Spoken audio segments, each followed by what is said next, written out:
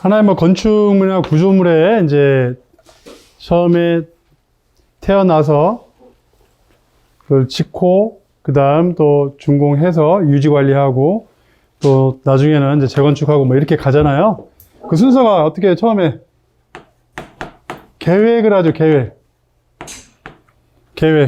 이제 사업의 타당성을 조사하고 어떻게 할 건지 큰 그림을 그리는 거예요. 그래서 여기에는 뭐 업무시설을 지을 건지 아니면 공동주택을 지을 건지 아니면 스포츠 센터를 지을 건지 이렇게 계획을 하죠.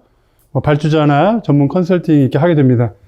그럼 계획에 맞게 뭘 하죠? 설계하죠, 설계. 이제 설계를 해요. 설계는 몇 가지를 제기했죠? 기본 설계하고, 그 다음에 실시 설계하고, 그 다음 중간에 이제 뭐 샵 드로잉, 변경 설계하고, 마지막에 준공도면. 이렇게 얘기했죠.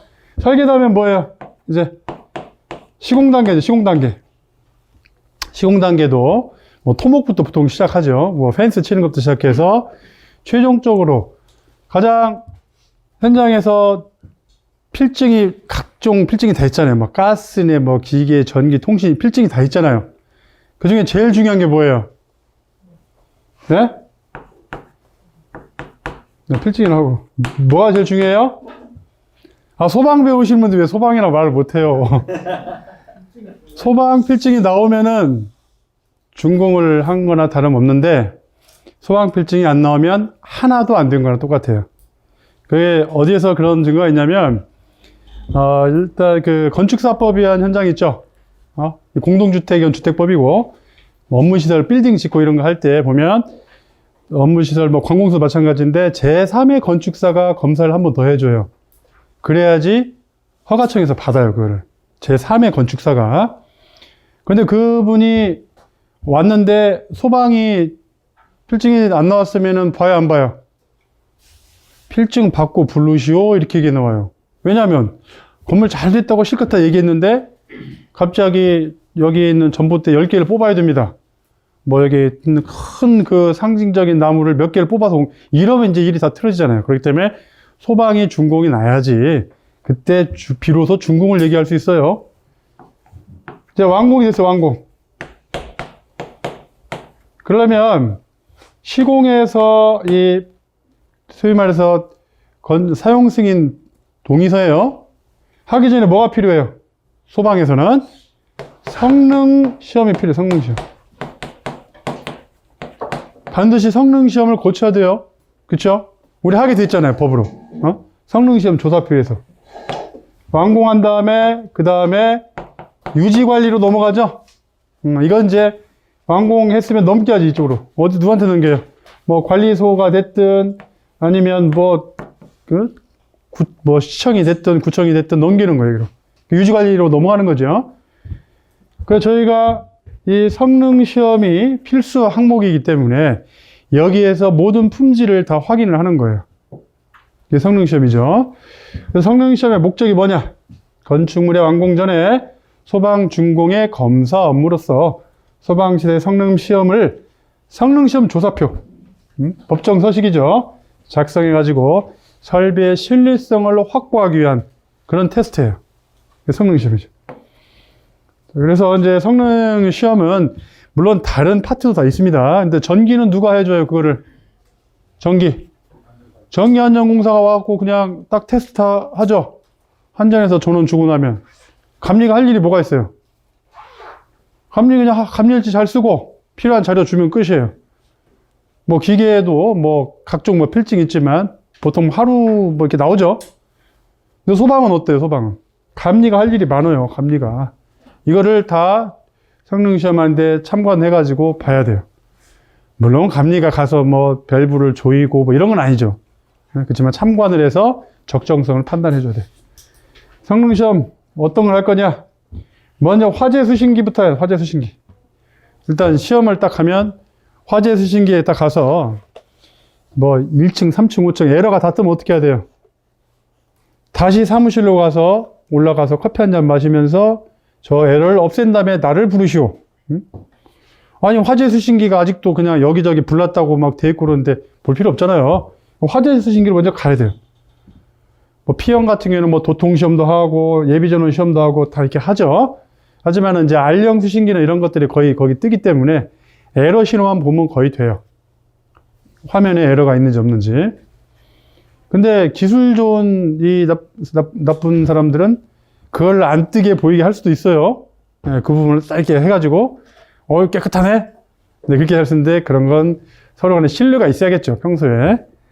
그래서 예비전원도 하고 지구음향 작동시험도 하고, 과거에는 이제 예비전원이 있고 뭐 비상전원이라고도 하는데 뭐 명확한 구분은 없습니다만은, 예비전원을 보통 얘기하면은 이제 축전지 관련된 것들이고, 비상전원은 뭐예요? 동력을 주는 비상발전기 이런 거죠. 수신기에서 직접 발전기 돌릴 수 있어 없어요? 옛날에는 거기다 키 꽂아놓고 돌리게 했잖아요. 지금은 그냥 확인만 하는 거예요. 그것도 이제 적정하게 되는지 확인을 해야 돼요. 수신기 복구 시험도 하고, 기타 회로 시험, 각종 그 연동되는 그런 설비에 대해서 회로 시험을 이렇게 해야 되는 거예요. 이렇게 성능 시험을 여러 가지를 해야 됩니다. 화재 수신기를 출발해서 그 다음에 이제 펌프 시험을 하죠. 펌프 자체 테스트도 하고요. 먼저 자체 테스트를 하면 뭘 봐요?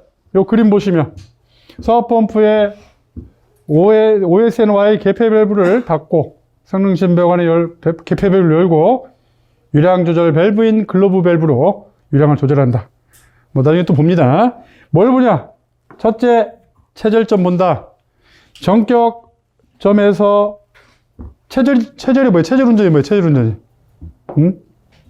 체절 운전이라는 게 뭘까요? 정의가.